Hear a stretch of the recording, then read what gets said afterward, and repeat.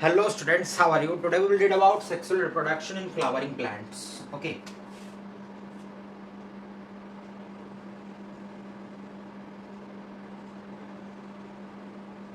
In flowering plants.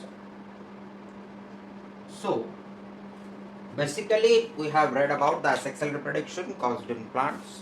Now we will read about the sexual reproductions carried on in flowering plants. So, this is a hibiscus flower. A hibiscus flower. First of all, we need to know, suppose this is a hibiscus flower. First of all, we need to know that how sexual reproduction occurs. It requires both, for sexual reproduction we need both parents, involvement. Second, we need both male and female gamete.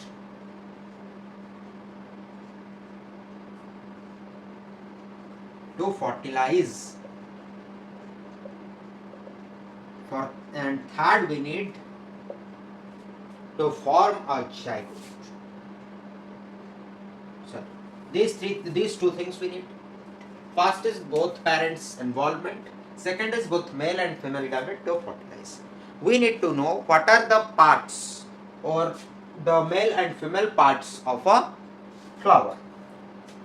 This is basically a bisexual flower. A bisexual flower means it is consisting of, it is a bisexual flower or called monoecious flower. Sorry. Yes. Or called monoecious flower. So why? What is bisexual flower? Bisexual flower means it consists of both male and female gametes or both male and female reproductive parts. Okay, now the male reproductive part of a flower is, the filament and the stamen. The male filament and the stamen, which we call, the filament and the anther, which we call as stamen. The male reproductive part is stamen.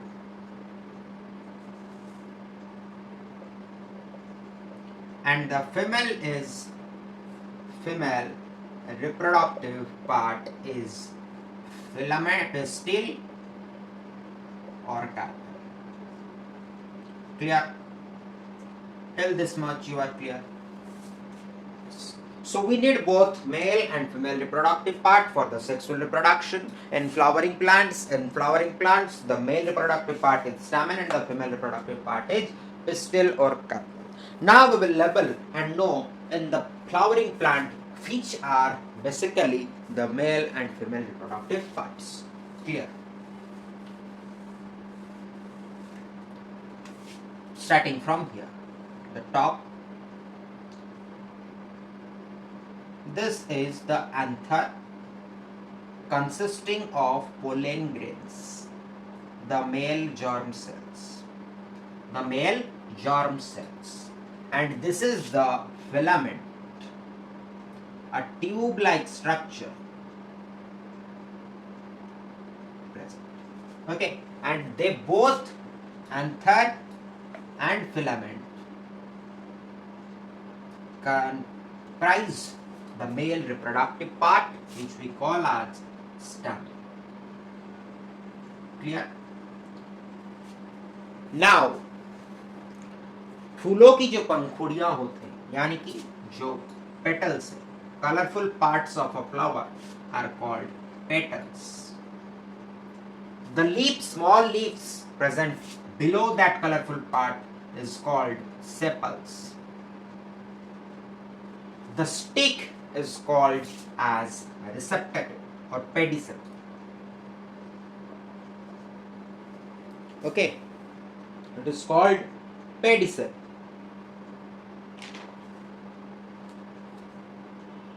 Or receptacle.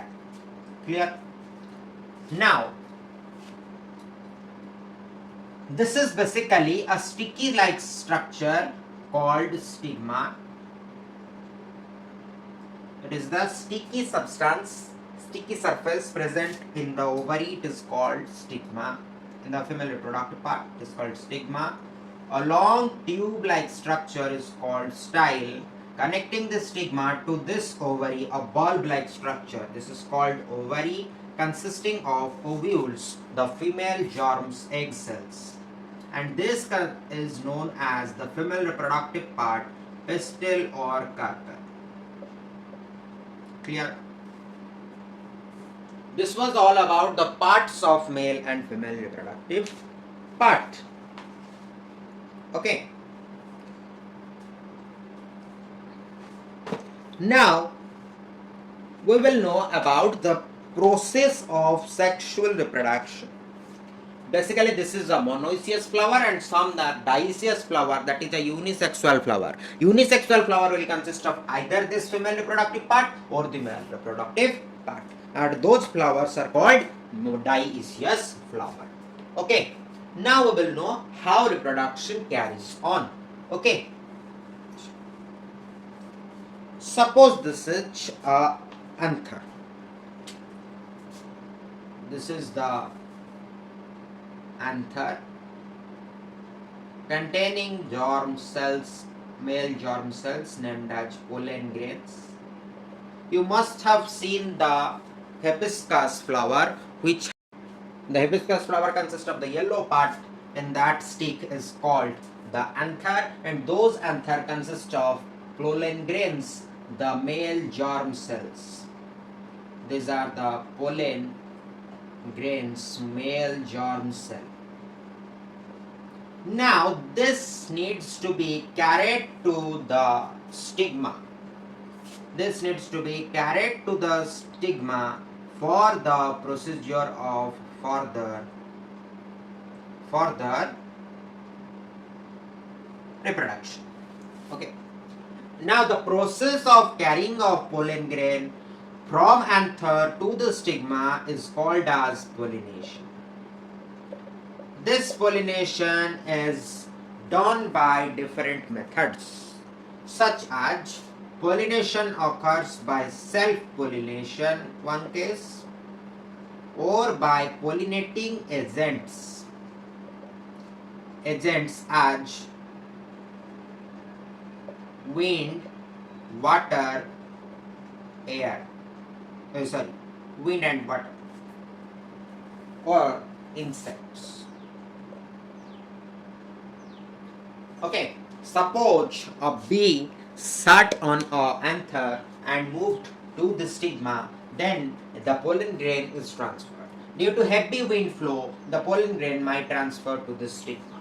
So if the pollen grain of this monoecious flower is transferred to this monoecious flowers of stigma, it is called self-pollination. If the pollen grain of this flower is transferred to some other flower's stigma, it is done by pollinating agents such as wind, air and water. And the entire process of this transfer of pollen grain is called pollination. Now we got pollen grains on this stigma. Suppose this is the pollen grain to be germinated. A single tube-like structure will continue from this pollen grain through the style to the ovary.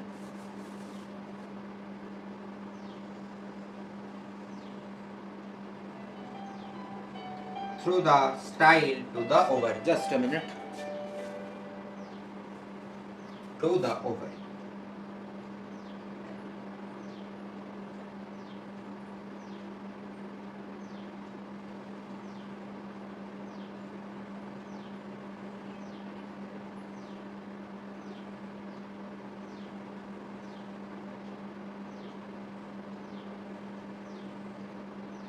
Like this. Now inside the ovary, what we will have is inside the ovary. This was the pollen grain, suppose. Here it consisted of formed a tube. Okay, that will move through this tube. The pollen grain will move through this, or the male germ cell will move through this like this, and it will reach this ovary. So this ovary is now consisting of the ovules.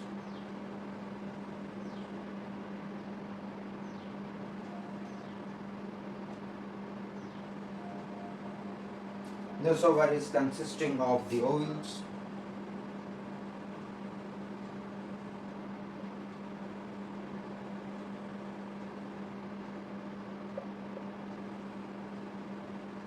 Okay. Now, it is actually the ovary, and this is your ovule. So this tube connected the stigma to the ovary. Sorry, connected the anther to the ovary. Now what will happen is, inside this ovule is the seed basically. Ovule will be formed later on as a seed. And inside this ovule, what we have is, we have the polar nuclei. This is the polar nuclei. The antipodal cells and the synergid cells. Clear? Now, what will happen is, in the polar nuclei, it consists of N plus A chromosomes. Okay.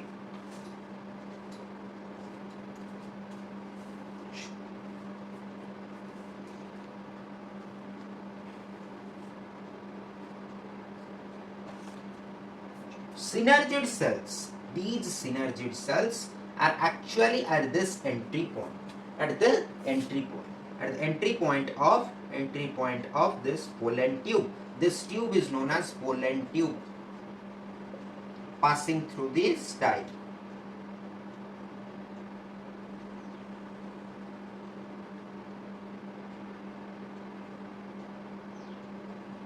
Clear?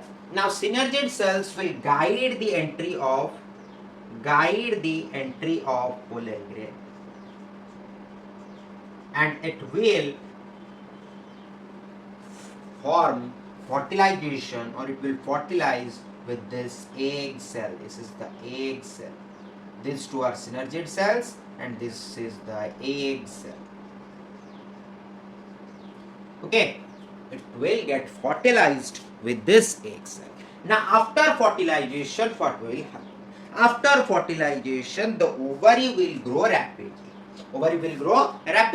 And it will be the fruit, the fleshy part of the fruit, while the ovule will form a hard substance. Ovule will form a hard, thick layer to protect the seed inside it. It is basically to protect the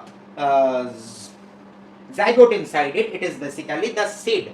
Okay, in mango we have a seed.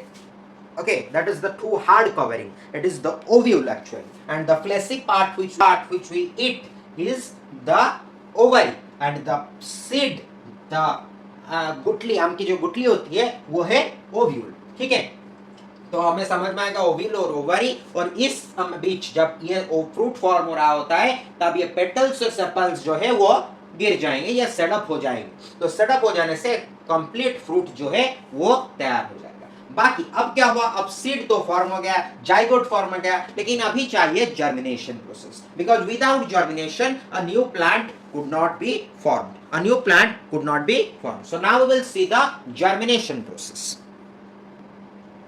This is the seed, or this is the cotyledon. This is the entire seed. Okay, now seed, when germinates in appropriate condition, with appropriate moisture, soil and its specialized criteria, it grows into plumule, and this is the grown part called plumule, the future shoot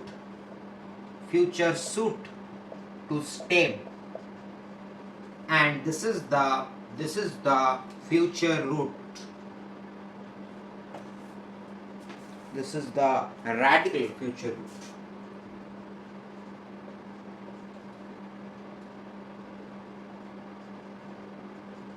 To root. Okay. Now this part is the cotyledon, which stores food to provide nutrition to the zygote. Now, if we plant this in a specialized condition, in the soil and provide it water, then it will grow into a new plant. It will grow into a new plant.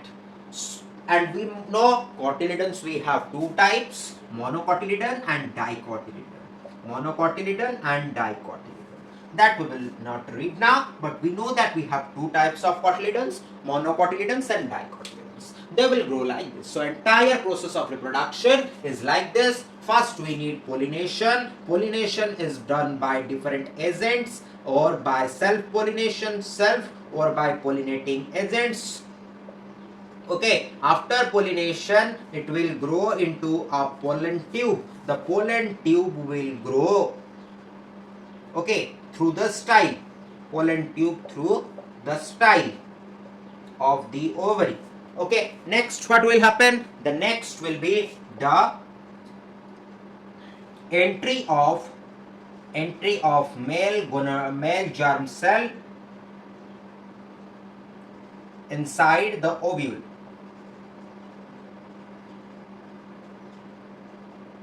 Fertilization takes place.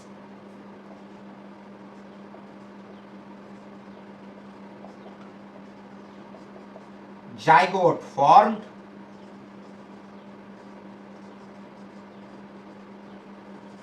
This zygote will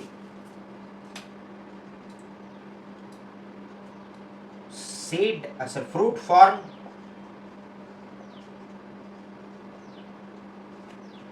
Consisting seed,